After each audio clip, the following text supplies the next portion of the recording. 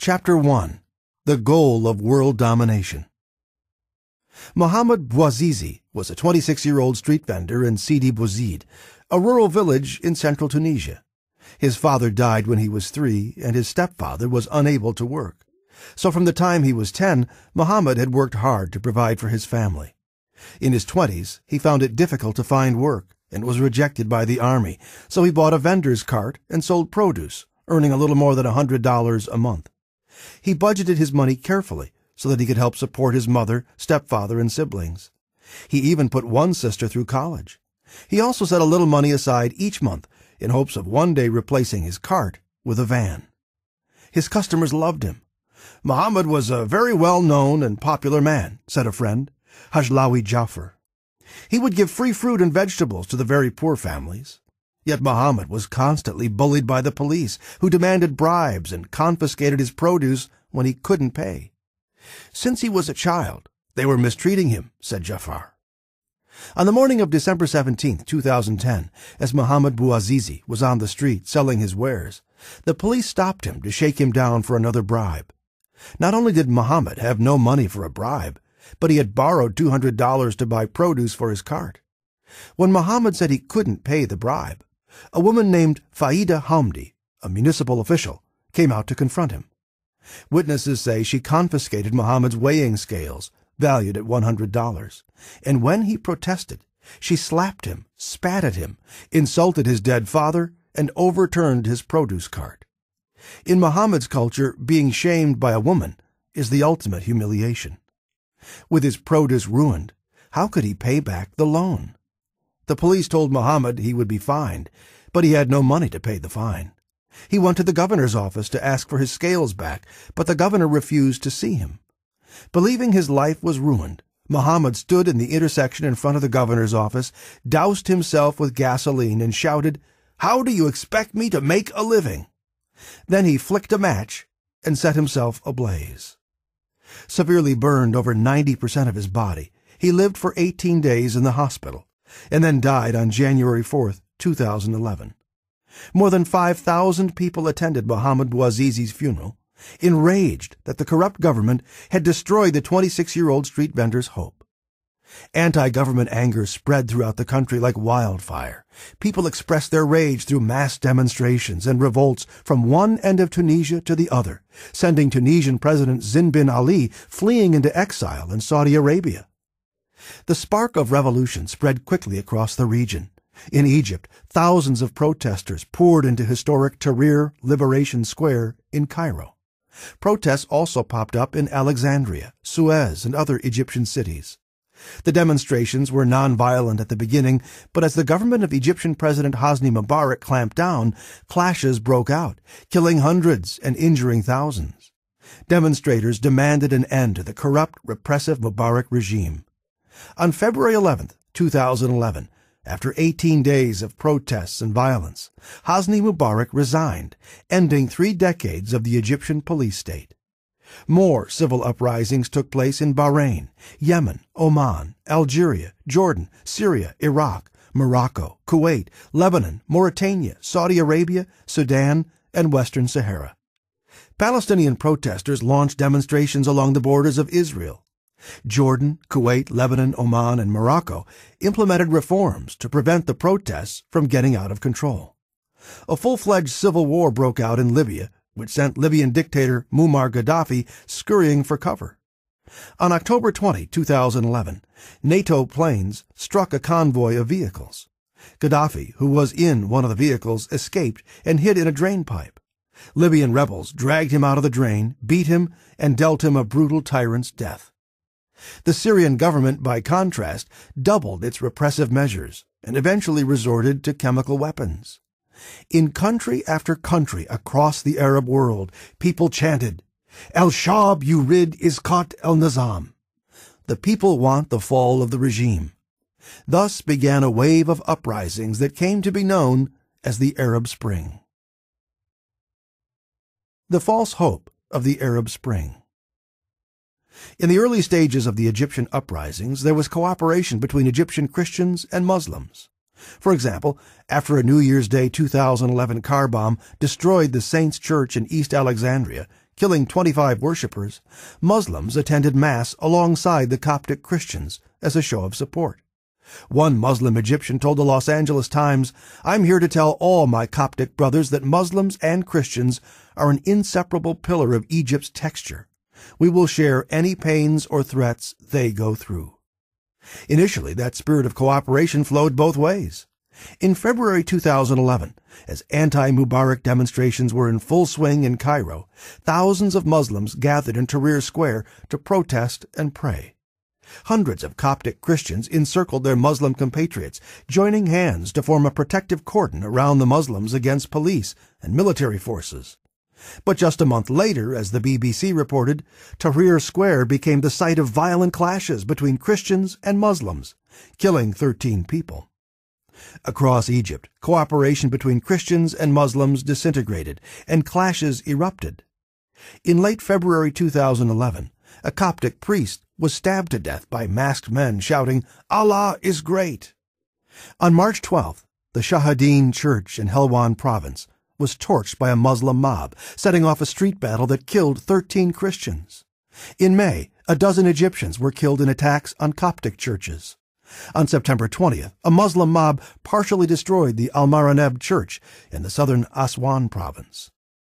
Though many young Muslims demonstrated support and solidarity with Christians in Egypt, the Muslim extremists and hardliners infiltrated the Arab Spring movement and turned it into an opportunity to terrorize and kill Christians. For example, Ayman Anwar Mitri is a Coptic Christian, a middle-aged man living in the Egyptian town of Kenna. Mitri rented an apartment he owned to two Muslim sisters. In early 2011, soon after the beginning of the Arab Spring uprisings, Mitri learned that the two sisters had been charged with prostitution.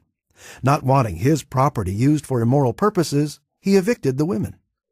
Days later, Mitri was awakened at 4 a.m. by a phone call telling him the apartment was on fire. He arrived as firemen were extinguishing the blaze. As Mitri inspected the damage, a Muslim appeared at the door, tricked him into going to another apartment, and there a dozen Muslim men ambushed him and began beating him. The fire had been a setup to lure Mitri into a trap. The Muslim men shouted, "We will teach you a lesson, Christian." The group brought in one of the sisters and ordered her to admit an adulterous relationship with Mitri. She refused, so they beat her until she accused Mitri. The Muslims hacked off Mitri's right ear, gashed the back of his neck, and slit his other ear and his arms. They were about to toss Mitri out of the window of the 5th-floor apartment when a policeman among them said killing Mitri would get them into trouble. The men demanded that Mitri convert to Islam, but he refused. Finally, the men called the police, who came and took Mitri and the prostitute away. No one was ever arrested for the attack on Ayman Mitri. The Arab Spring in Egypt began as a pro-democracy movement under the slogan, "The people want the fall of the regime." Yet the young pro-democracy reformers who had set the Arab Spring into motion were leaderless and disorganized. So Islamic hardliners quickly seized these demonstrations for their own purposes. Before it was over, gangs of Muslim men swarmed through Cairo with clubs and torches chanting, "The people want to bring down the Christians." I personally spoke with Christian leaders in Cairo, and they told of roving gangs of thugs who smashed and looted shops and banks. An Egyptian-Canadian friend told me she had gotten through to her family and learned that her father was sick and bleeding in the hospital, but most of the medical staff had fled, so there was no one left to provide medical care. The janitor and other low-level hospital workers defended the patients from thugs and looters. It was anarchy, and the police could not protect the citizens. While Western news agencies painted a rosy picture of the Arab Spring as a peaceful outbreak of pro-democracy feelings, the Arab Spring movement was co-opted by Islamic fundamentalists, including the Salafi sect, followers of the Salafiyya Islamic movement, which views mob violence as a legitimate form of Sharia justice. Sharia literally means the straight path, and Muslims believe that Sharia law governs all aspects of life. The hope of the Arab Spring proved to be a mirage. The pattern of Islamic revolution. During the early stages of the uprisings, I accepted invitations to appear on CNN, Fox News, the Christian Broadcasting Network, and other news outlets to talk about these events. While most Western media celebrated this seeming wave of freedom sweeping the Arab world, I was one of the few voices sounding a warning. I predicted these changes would result in violence and persecution for Christians, and as Muslim mobs torched Egyptian churches and Egyptian military vehicles rolled into crowds of peaceful Christian demonstrators, my predictions came to pass. Appearing on Governor Mike Huckabee's show on Fox News Channel, I said, "I'm not here to defend former President Hosni Mubarak. During his 30-year tenure, state corruption grew, and political dissidents were often imprisoned without trial. At the same time, Mubarak made a number of positive reforms. For example, he privatized the banks and grew the economy, which in turn helped create a large Egyptian middle class. In 2011, I saw student protesters waving signs that read, 'Down with the tyrant Mubarak.' I thought, those kids don't know what a real tyrant is. I grew up in Egypt under the harsh rule of Gamal Abdel Nasser. When I was around my friends in high school, I avoided talking about politics because I never knew which of my friends might be a government informant. It seemed like every other person was a potential informant, and every once in a while someone you knew would be denounced and arrested. It was like living in George Orwell's 1984. Life under Mubarak was no utopia, but it was hardly the repressive Egyptian society I grew up in. The young, university-educated demonstrators of the Arab Spring were sincere in their desire for freedom and democracy.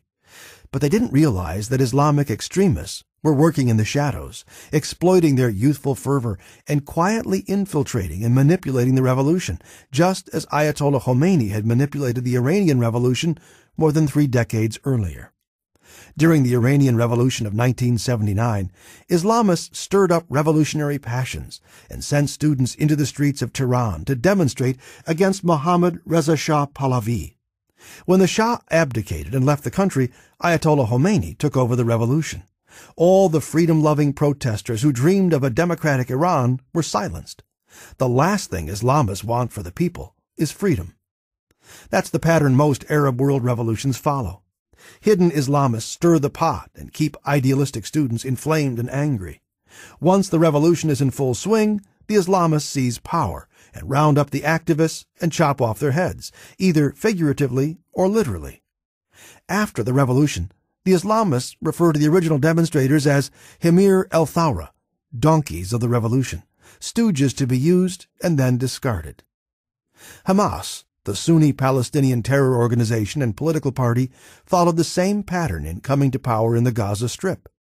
An offshoot of Egypt's Muslim Brotherhood, Hamas gained power by exploiting the revolutionary passions of the demonstrators during the First Intifada, the Palestinian uprising against Israel in 1987. And the same pattern has been playing out in Egypt. As I told Governor Huckabee, if the Egyptian political system falls, it will be a free-for-all.